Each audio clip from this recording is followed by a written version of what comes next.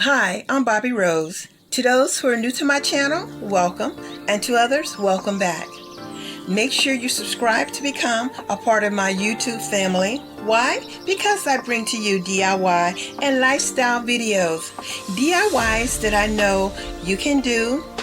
I encourage you to tap in to your creativity every week, knowing that you can do it. So, if you see any videos that you like, please make a comment, and I'll continue to bring to you those type of videos. Subscribe, hit the notification bell, and become a part of my YouTube family, where you will receive DIY and lifestyle videos every week. Thank you. I'm obsessed with mid-century modern, and I just had to have a coffee table like this. So this is what my aim to do in this video, to make a coffee table mid-century modern. Now you see how much they cost. That's ridiculous. Now here's what you're going to need for this project. I won't be doing anything from scratch. The wood tabletop is purchased from, you can get it from Lowe's for $46 depending on the size. I happened to find mine at Goodwill for a really inexpensive price. So just take a pause and see all what you'll need for this project. And I want to make sure you know about safety, since you're going to be, if you're going to be using paint remover, you'll need this, especially for the safety. But if you buy from Lowe's untouched, you won't need to use anything but sanding down the edges, the rough edges. And you see how much they cost. And yes, you can get them on Amazon cheaper, but they're still $300-400, and I'll show you that at the end. But I just had I've been wanting a mid-century coffee table, and they were just out of my price range. And this is how you would do if you wanted to do nesting tables. Just using the 3 legs, make sure they're stackable and can slide in. This is the wood top I was telling you about from Lowe's. It's $46. I just happened to find mine at a Goodwill. It had a little crack in it, so I guess it was defective. I used the max strip, but I know a lot of people use the citrus strip. I had 3 layers of paint, and that's not to include the double layers of paint. This stuff, high-speed rapid strip, this combination, and the Bates Choice Stripper 10-in-1 tool, this is the combo that you would want to use. These are the legs I got off Amazon. They have different types of legs that you can get, a mid-century or whatever. I'll leave a link in the description for this one, and I'll leave a link for the one for Lowe's as well. This is my tabletop, so I thought that I can use just the remaining part of what was in this can to strip off this tabletop. I really didn't remember how much paint I had put on this. So it was like 2 or 3 layers of this color, then 2 or 3 coats of royal blue, and before that it was lavender. So just make sure you follow the instructions. Wear some gloves so it doesn't get on your hand, and also wear a mask so you don't inhale. And you'll need the plastic. It did bubble up, but it wasn't enough to remove the 3 colors of paint, which was actually about 6 layers of 6 coats. So here you can see where the other colors coming through. And I do believe that if I had the Bates Choice 10-in-1 tool scraper with that sharp blade, I really think I could have got more off. So I do love the Bates Choice tool. It's 10-in-1, and I was able to get around the corners. You'll see later on in the video what I'm talking about, how well it worked. And I'm not really struggling here. Of course, it was not enough left in that can. But you can see it's lifting up. And when you're using stripper, make sure you, after you spray it down or wipe it on, make sure you cover it in plastic. That'll keep it moist. So it'll work better. But I am just in love with my table, and you'll see at the end, it was just something I just had to have, and I really do love it. I think it is a style mid-century. I think it is a style that will last for me quite some time. I don't see myself moving away from that style. I see myself collecting more pieces or making more pieces to add to my collection. As soon as I am more comfortable with my saws that I have, I tend to try to make some furniture from beginning to end. And here's where I'm using the Max stripper. And on this, instruction says to really shake it up. You can see how it foams up after you shake it. After you shake it for, I think, 1 to 3 minutes, you shake it. And you just spread it on. And you'll see later where I put the plastic bag on it. The plastic is going to keep it moist and keep it working. And it says, just follow the directions. It says how long to leave it on, depending on how many layers of paint that you have. So I think probably if I had bought the larger bottle, I probably wouldn't need to buy it, but then I wouldn't have had that experience with the rapid strip, the speedy strip, which I think is really a good product. The only thing with the speedy strip in the bottle, it doesn't really spray out because it's a thick liquid, but it spurts out. But you can also remove the top and pour it on. Like I say, this is the dream team. These two items are the dream team. I think these two products work really good together.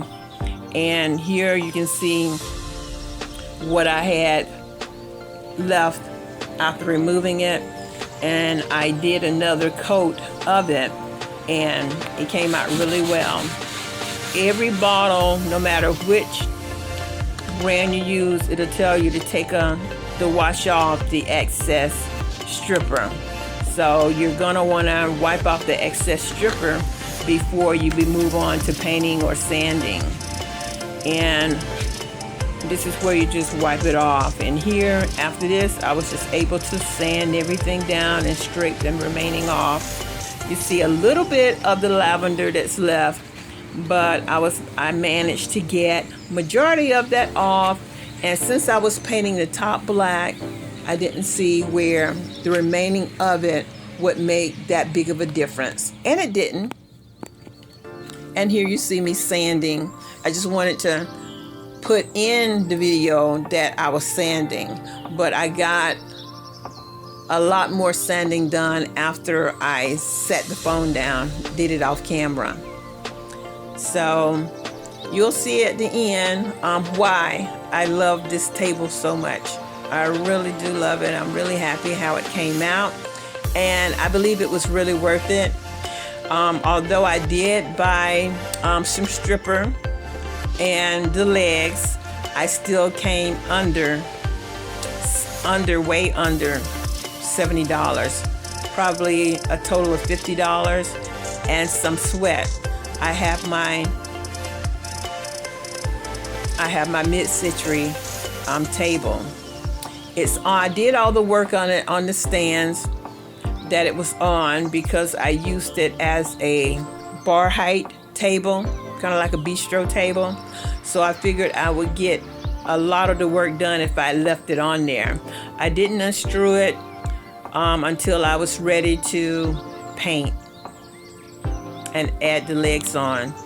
And here you see me just dusting off the dust from the sanding. Just a brush, it's nothing that will damage. It's a soft scrubbing brush.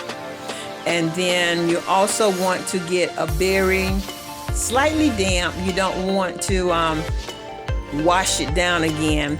You can just get a dust-free cloth, wet it a little bit, and get the rest of the dust off. But you want to make sure you get all of the dust off before you begin painting. And on my coffee table, what I did was I was out of primer, so I had a sample size of black paint. It had some purple undertones, but it was good enough to use as a primer. And I took it outside, and you'll see later where I used that as a primer, but then I also spray painted. And here I'm just showing you how much did come off after using the rapid strip. And I just was happy with the results here. So I moved on to the painting. So after I removed it from the bistro top that it was on, I brought it inside, and these are the legs that I purchased off Amazon. Mid-Century has always had that style of the slant legs. So what you want to make sure is you get them close as possible, evenly apart.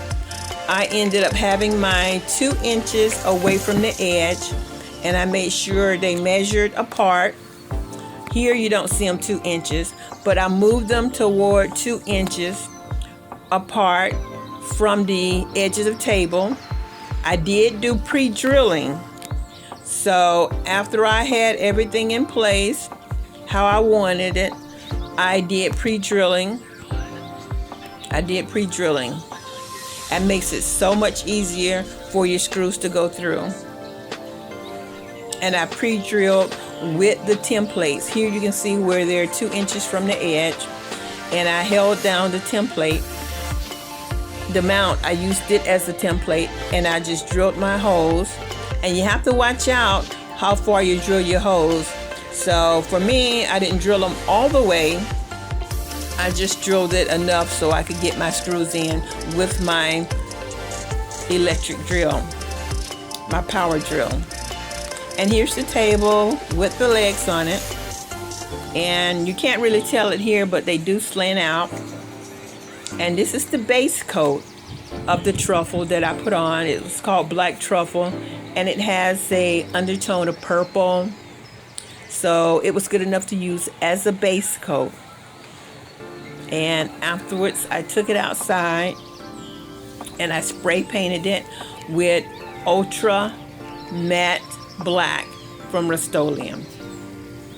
And I want to make sure you know, if you're going to spray paint wood, real wood, make sure it is fully dry.